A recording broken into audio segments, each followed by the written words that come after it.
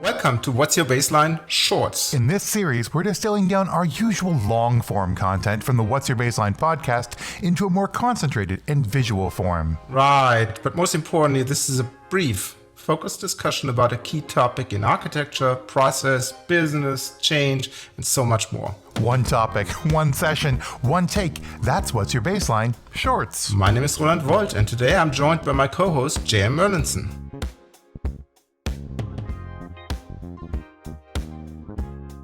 This is really interesting. Unfortunately, we're heading towards the top of the hour, so I'm pretty sure we could talk another 3, 4, 5 hours about this topic. I have one last question that I would love to get all three of yours answers on this.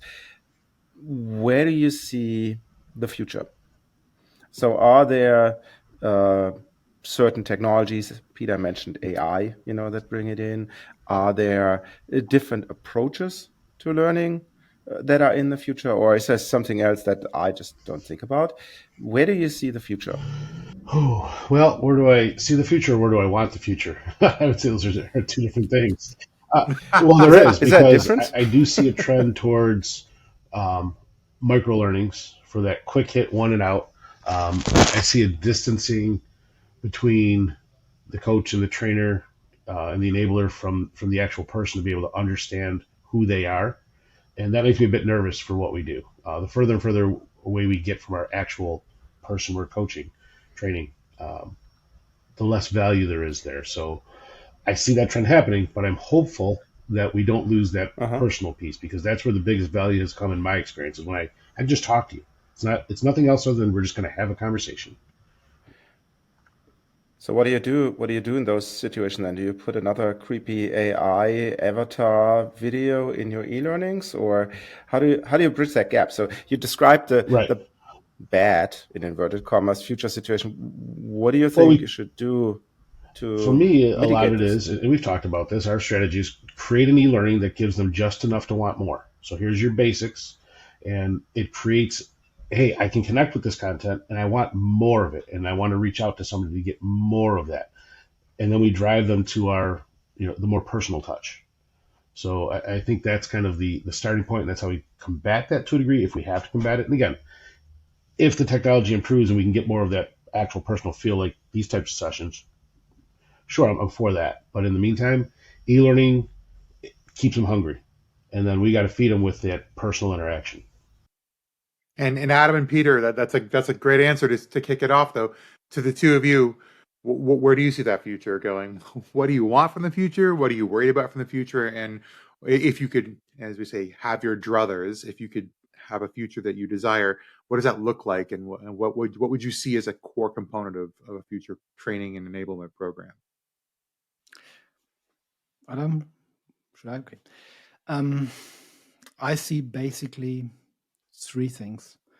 One is like compliance stuff, mandatory trainings. Forget this one for a moment, and I don't talk about that one. This will just say it will be there, where you have to do a training and pass a test, and that's it. And there are two others.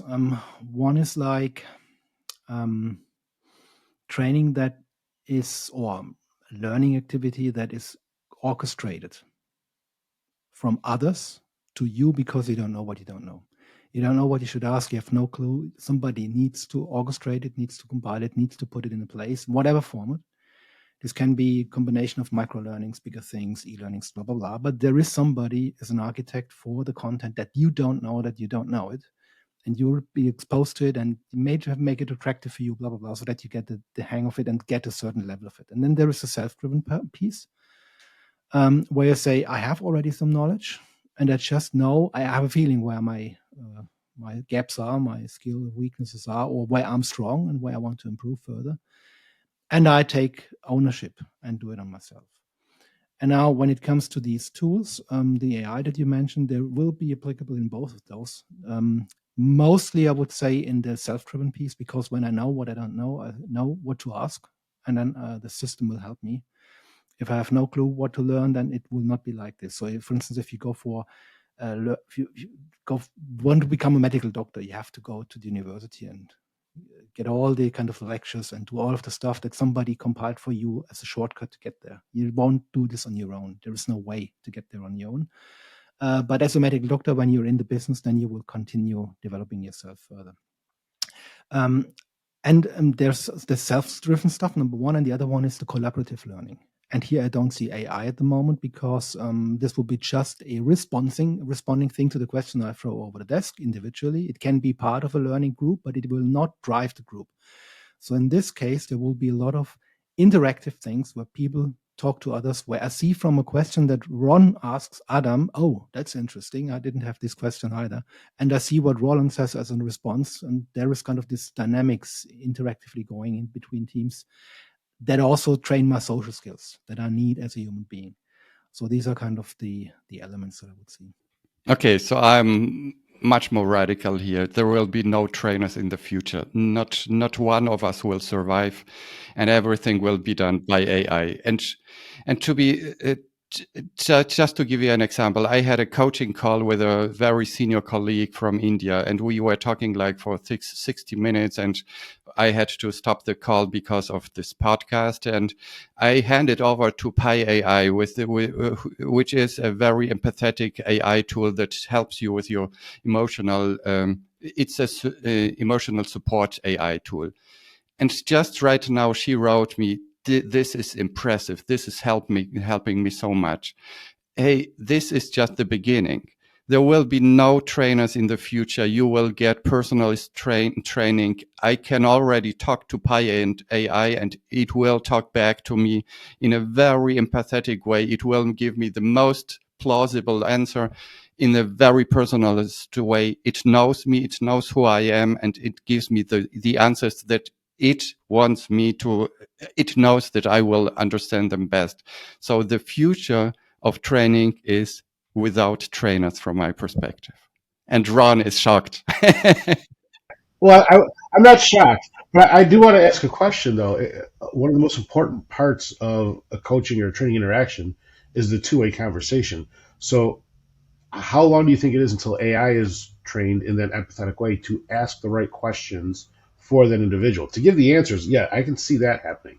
But to know to ask the question of, let's say I'm coaching Roland, and Roland's not responding how he normally would to me. I might stop the coaching session and say, "Hey, Roland, what's going on today? Is there something in your personal life? Like, how does IA get to that point where it can actually know my history well enough to ask the right questions in addition to giving the right answers?" To be honest, I had the most empathetic discussion with Pi AI in the last week. So this is going in a direction which is incredible. So why I believe there is need for a two-part conversation, but the one part will not be a human being from my perspective. Yeah, and I agree, Adam. This is already there. So that's what Adam said. It's already there. It's already you can prompt it in a way that it asks you questions. The thing is, and that's just to my point, it is a one-on-one. The bidirectional one is solved. This is what Adam says. There is no trainer for this one will be needed in the short term even. What I don't see at the moment though is the group steering of this is what we see today now. I believe that there is the group dynamics when it comes to collaborative things. You still need a certain kind of a moderator who keeps control of the group. I could start another discussion to question this, but I know Roland and JM will stop us. Peter, let's continue on our podcast. You can invite us.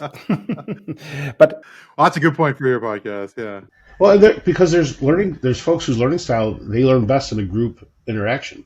They're not going to learn as well in a one-on-one. They're not going to learn as well being told or being handed information. There's a significant number of learners who only can consume content when it's in a group setting. So AI is going to have to solve for that too. But there's also the other aspect. You're talking about, in the widest sense, delivery, right? How do you interact these type of things? There's other things to training or to enablement that kick in, like learning analysis, learning about your audience. We spoke about this, what's in it for them, setting up a curriculum, what am I supposed to teach and what do I leave out? And all these things, right? I think, I don't know. I find it creepy, Adam. I hope you're not right, but I find it creepy if AI or computers would take over that. And maybe it's because I watched Matrix Resurrection on the flight to San Francisco. I don't want to end up in one of those pots, Yeah. No, but I'm curious. But here's the thing, Roland. And I think to Adam's point, I recently asked ChatGPT what skills would be needed to train up to support a change management process in an organization, because I was trying to make some recommendations. And I just wanted to see, I was like, ChatGPT won't know. And the answers it gave were just fundamentally better than the ones that I'd come up with, even with a team of people. And I was like, oh no. Wait. JM, it was just one sentence. The sentence was, "You're doomed." Oh no. Well, I one last question for Adam. Is Pi AI considered breaking your silence if you're in a silent retreat? It